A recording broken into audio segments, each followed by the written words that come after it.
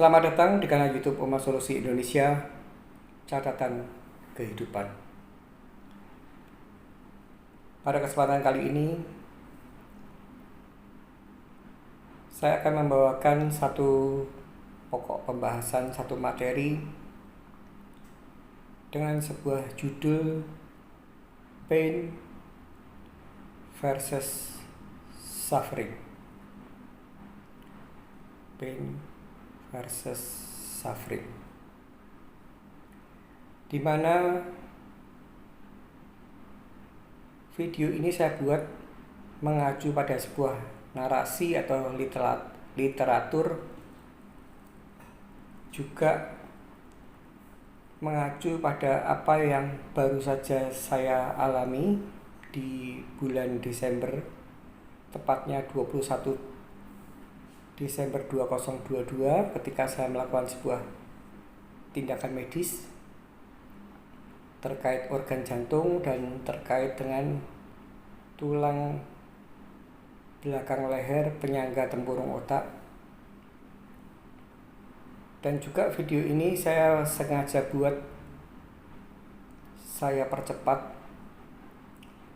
dikarenakan anak saya yang paling kecil nanti tanggal 11 Januari 2023 jam 7 pagi juga akan melakukan sebuah tindakan medis. Ini semua dikarenakan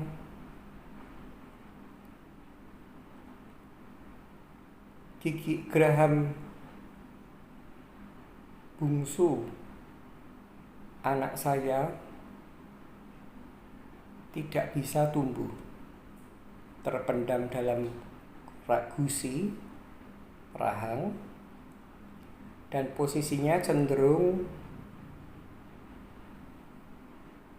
hasil dari ronsen tertidur.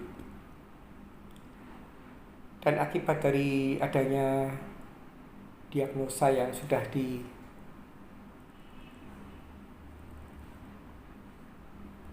dokter pada saya,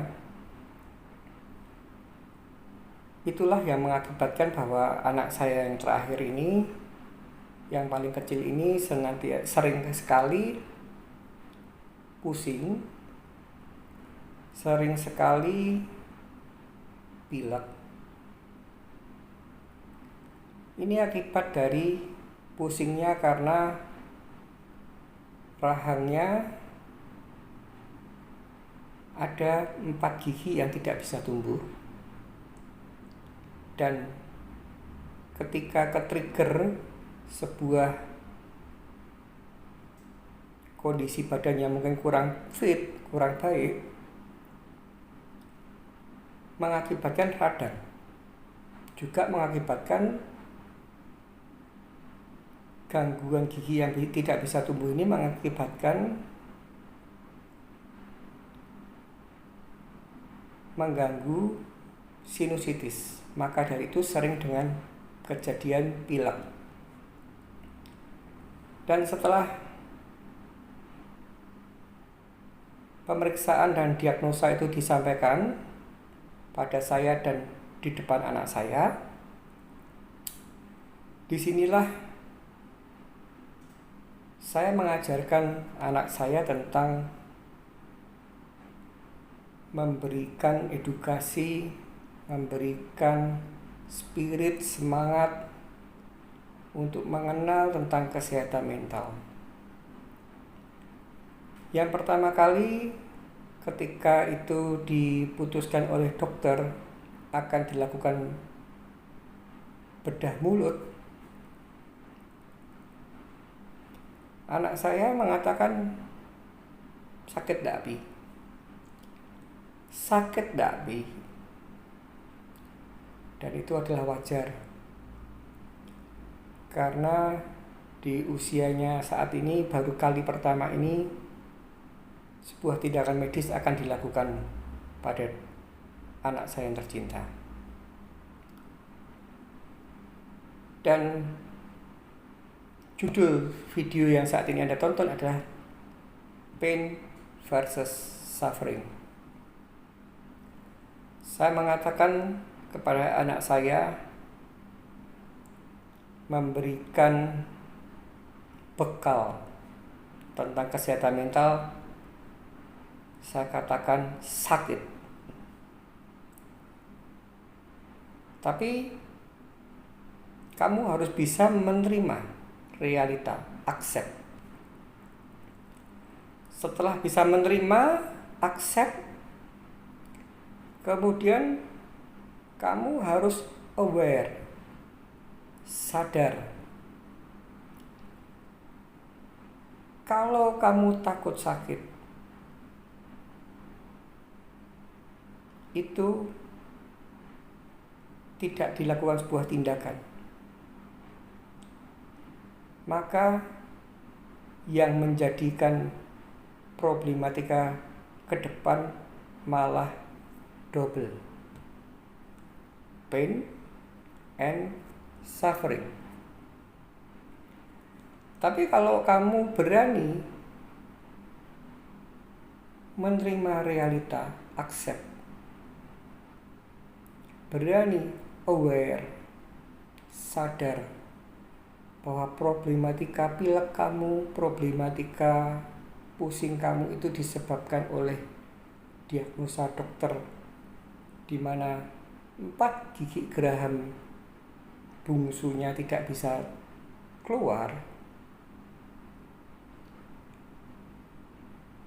dan akibat karena kamu takut sakit, itu akan menjadikan double sakit, masih menderita.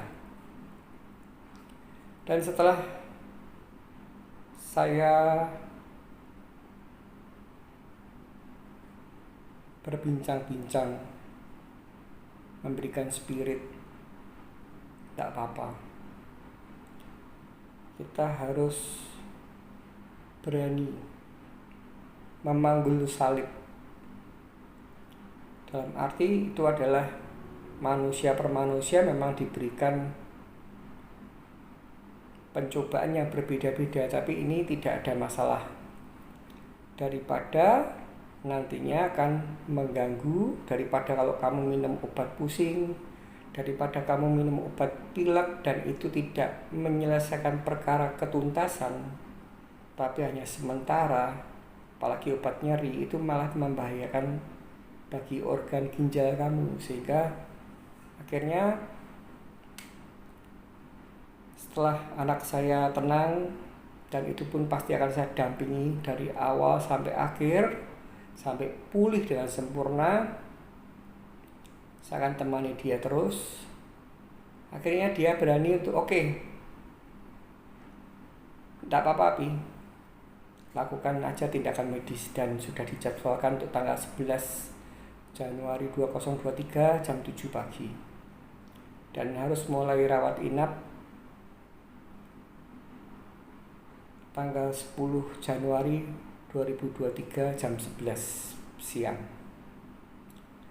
Itu kira-kira yang mendasari pembuatan video ini, dan saya mulai menceritakan tentang penyajian video ini, narasi yang saya dapatkan. Tapi ini kiblatnya dari yang apa yang saya alami dari mulai 2017 pertama kali saya harus menjalani sebuah tindakan medis, operasi patah tulang, dan kemudian operasi lagi, dan yang terakhir ini tindakan medis tanggal 21 Desember 2022. Ketika saya mau melakukan sebuah tindakan tersebut kan pasti melalui serangkaian observasi. Salah satunya observasinya adalah eko, rekam jantung. Salah satunya adalah MRI. Salah satunya juga pengambilan darah.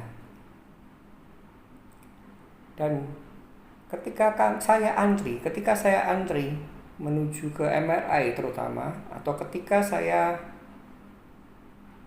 dalam proses mulai pendaftaran di UGD di sebuah rumah sakit terkenal di Solo, itu saya menyaksikan, saya tidak bisa menebak umurnya, tapi pastinya sudah dewasa, bahkan cenderung sudah tua. Dan ketika Anda sekalian tidak mau untuk menerima realita, tidak mau membangun kesadaran, tidak mau memikirkan secara mindfulness, maka yang terjadi adalah selain sakit itu sendiri, jadi sakit ini adalah masuk kategori kesehatan fisik jasmani, sedangkan penderitaan atau suffering itu masuk dalam kategori kesehatan mental.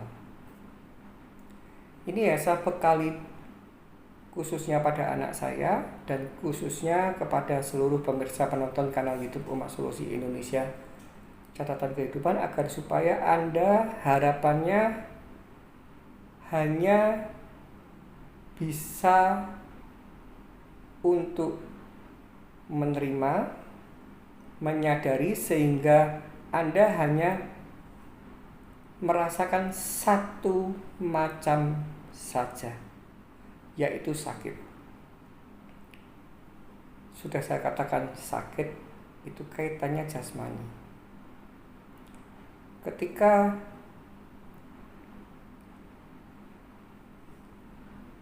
paling simpelnya diinfus, dipasang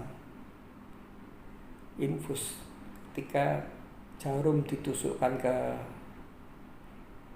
tangan, itu sakit.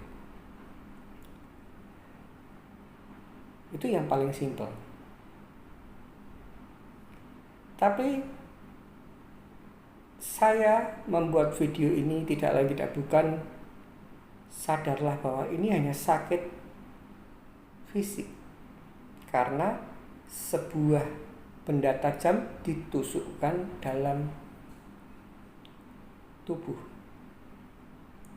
Dan tujuannya, kalau Anda aware, Anda paham tujuannya apa yang saat ini sedang kita lakukan adalah untuk lebih baik di masa ke depan, itu artinya Anda tidak boleh men-trigger kesehatan mental Anda ini, menganggap Anda orang yang paling menderita, atau kasarannya, kenapa harus saya? Itu adalah sebuah hal yang tidak ada untungnya. Dan ketika saya antri di MRI, ada terbaring banyak sekali pasien menunggu antrian masuk ruang MRI, karena MRI itu waktunya per orang kira-kira durasinya hampir 30 menit, berjajar-jajar. Saya mendengarkan derita, saya mendengarkan orang menggerutu, saya mendengarkan orang yang biung-biung. Biung-biung itu sambat, aduh aku serak kuat. Bahkan ada yang menyebutkan, membawa nama Gusti, Gusti aku ra kuat. Terus saya melihat juga ada yang menangis, wanita menangis terisak-isak dan didampingi oleh keluarganya. Dari situ saya ingin sekali membagikan pada Anda, orang yang berada di rumah sakit antri berjajar-jajar menuju ke proses MRI, saya tidak pungkiri bahwa pasti ada sebuah kondisi gangguan jasmani yang mengakibatkan dia merasakan rasa sakit. Tapi rasa sakit itu, jika Anda lebih tidak bisa menata kesehatan mental, sehingga tidak hanya kesehatan jasmani saja yang merasakan sakit, tapi Anda tidak bisa maintain kesehatan mental Anda, malah menimbrung merasa kenapa harus saya sakit, kenapa harus saya mengalami, duh Gusti aku ora kuat, biung-biung nangis,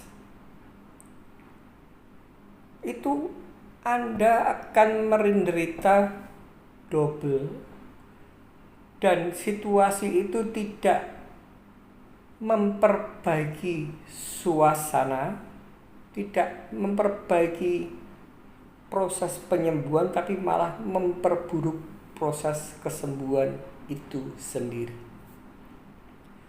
Jadi yang saya tegaskan di sini, saya hanya membuat video ini sesingkat mungkin karena tidak lain tidak bukan saya memberikan bekal pada anak saya. Saya memberikan bekal pada semua orang yang mungkin saat ini sedang mengalami gangguan jasmani, apapun itu penyakitnya. Anda harus menerima realita, accept. Anda harus hidup dengan penuh kesadaran, aware, bahwa memang at the present, kehidupan saat ini memang kita sedang ada gangguan. Dan apa yang sedang dilakukan tindakan medis tadi, walaupun itu sakit, harapannya hanya sakit secara jasmani. Tapi jangan sampai jangan sampai kewarasan Anda berpikir kesehatan mental Anda ikut down. Ketika kesehatan jasmaninya sudah terganggu, masih ketumpuan kesehatan mental, maka itu akan semakin runyam. Itu khusus untuk yang bila mana ada gangguan sakit penyakit di jasmani. Dan ini juga, sakit ini tidak selalu harus melalui jasmani. Bahkan ada yang kebalik. Karena kesehatan mental Anda tidak beres, mengakibatkan Anda akan terganggu kesehatan jasmani, itu juga ada. Contoh, ketika Anda merasa disakiti, sakit hati, atau ditolak cinta, atau sesuatu ekspektasi atau sebuah pengharapan sekecil apapun pengharapan, tapi itu tidak bisa terlaksana. Jika Anda tidak membiasakan diri untuk melatih menerima realita, jika Anda tidak membiasakan melatih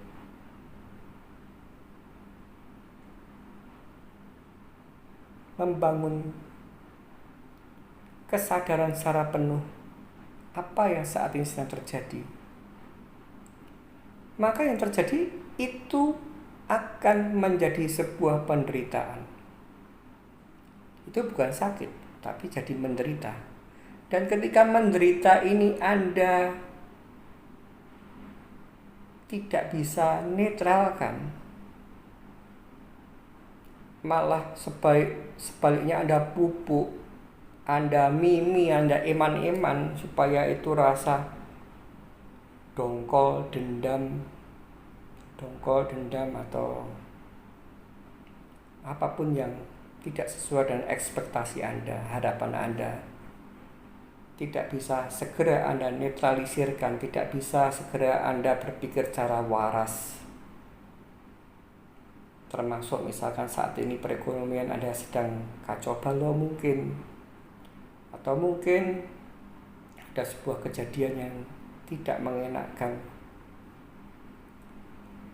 tidak bisa Anda netralkan, maka yang tadinya karena kecewa ini bisa menghantam jasmani Anda. Anda marah berarti bisa menghantam ke tensi Anda mungkin. Anda dendam bisa menghantam, menimbulkan akar kepahitan sehingga akan men-trigger bisa jadi sebuah sakit penyakit kanker atau yang lainnya, dan itu tidak ada untungnya. Oleh karena itu video ini saya buat adalah agar supaya kita semua bisa membedakan pain versus suffering. Ketika kita memang kondisinya jasmani sedang ada gangguan, itu kita boleh merasakan pain, mindful bahwa kita memang sedang sakit. Tapi jangan sampai to be continue menuju ke garda kedua pertahanan kesehatan mental. Karena ketika garda kedua kesehatan mental Anda ikut ke-trigger dan Anda merasa menderita seperti apa yang tadi saya ceritakan, mengeluh, duh biung, Gusti aku wis ra kuat, nangis mungkin masih lebih bagus, karena nangis itu adalah ungkapan ekspresi sehingga paling tidak bisa menetralkan emosional. Tapi jangan sampai Anda menggerutu, jangan sampai Anda bahasa Jawanya nyepatani awake dhewe, mengumpat diri Anda sendiri, atau bahkan menuntut ketidakadilan pada Sang Pencipta. Itulah yang saya sajikan, itulah yang saya alami ketika H-1 saya sebelum diambil tindakan medis, sampai akhirnya diambil tindakan medis, sampai akhirnya obat bius itu hilang efeknya. Saya merasakan sakit yang luar biasa, tapi saya tidak menderita. Dan ini sudah saya bekali anak saya, gimana pi, nanti pi, berat. Dan ini bukan sebuah bualan. Jadi saya ini bukan mengatakan ini ke anak saya untuk memberikan pembualan, tidak. Tapi saya menceritakan realitanya. Ya gini, nanti pasti kamu pertama kali diinfus. Loh, kenapa harus diinfus, Pi? Karena infus ini satu-satunya jalan yang paling efisien untuk memasukkan obat-obat selanjutnya. Kalau kita tidak diinfus, ada obat-obat yang di luar yang harus kita minum oral, itu senantiasa biasanya kalau kita tidak rawat rawat inap kan disuntik pantat, tangan atau apa. Lah kalau sering sekali obat yang dimasukkan banyak, artinya kan sering disuntak-suntik, semakin sakit saya jelaskan begitu. Terus operasi itu sendiri bagaimana nantinya? Operasi itu sendiri ya, ketika kita mau mulai operasi, yang pasti adalah tenangkan pikiran Anda, pikiran kamu. Jangan pernah memikirkan yang jelek-jelek. Aware, accept bahwa ini dilakukan agar supaya ke depan lebih baik. Tidak perlu minum obat penahan sakit, tidak perlu minum obat pusing kepala, tidak perlu minum obat pilek. Dan ketika nanti sudah siap operasi, kamu doa. Papi pun juga akan doa. Semua keluarga pasti doa.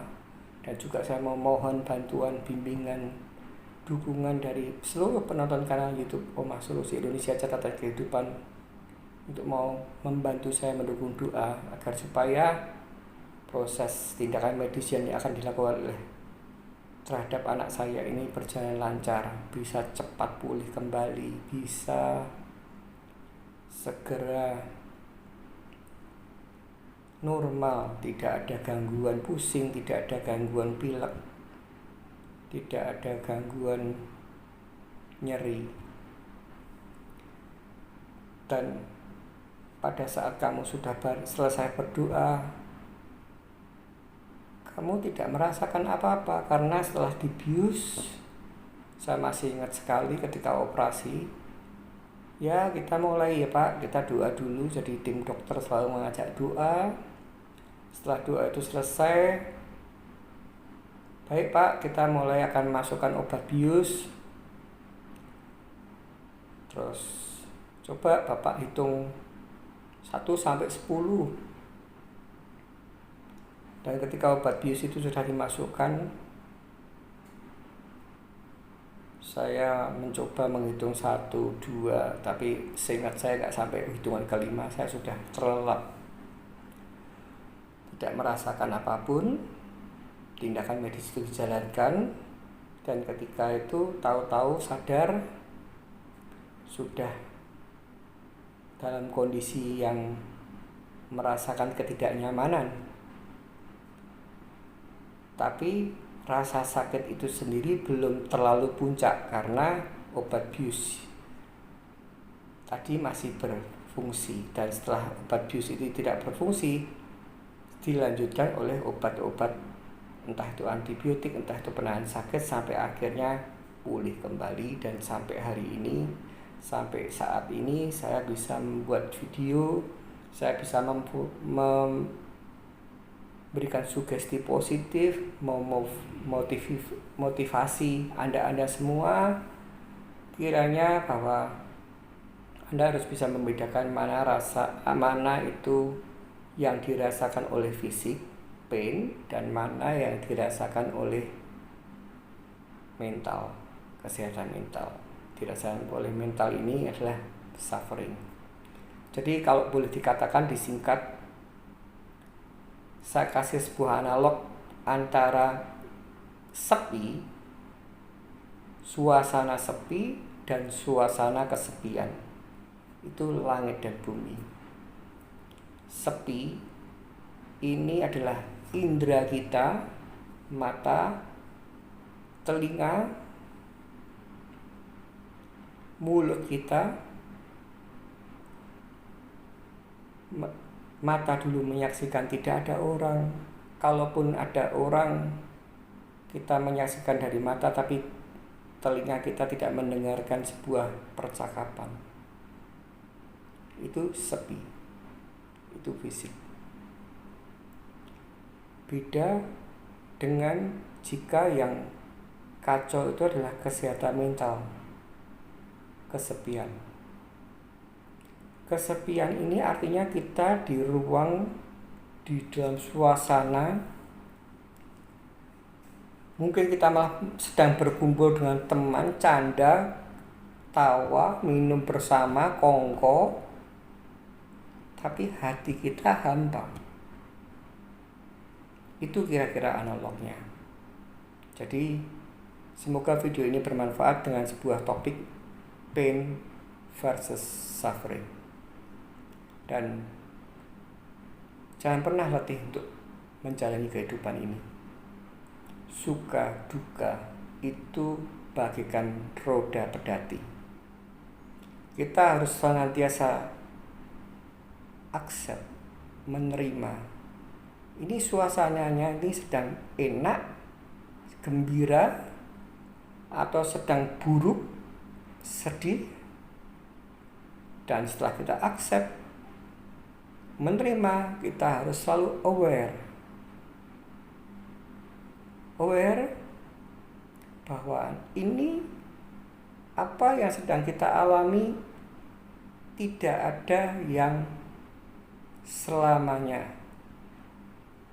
Kondisi silih berganti. Suasana hati ini bisa berubah-ubah, mood swing. Oleh karena itu, karena YouTube Oma Solusi Indonesia Catatan Kehidupan berkonsentrasi tentang berbagi pengalaman tentang bagaimana kita memaintain, menjaga kewarasan kita untuk selalu sehat dalam mental apapun suasananya, baik itu menyenangkan ataupun sedang tidak menyenangkan. Jangan menyerah, tetap semangat, dan ingat, badai pasti berlalu.